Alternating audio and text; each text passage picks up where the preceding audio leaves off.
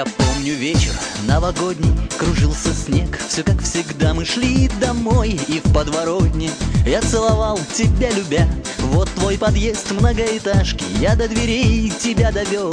Но за спиной вдруг чей-то голос: ты чё пришел сюда, козел? И я обернулся, трое в кепках, быдловка понял я. Ну что ж, привет, ребят, с Новым годом, в кармане наготове нож. Сказал я: все, братва, бывайте, мол, меня ждут, пора идти. Но перекрыт был плотно выход, так было просто не пройти. Чуть позже вышел из подъезда, нож вытер и пошел домой. Остались парни на площадке, порезанные моей рукой. С утра цветы купил и кленки, но вдруг в подъезде руки к стенке. Вот тут я понял, просчитался, и тот, что крепче, жив остался.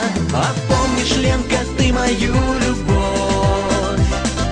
Пацаны завидовали мне.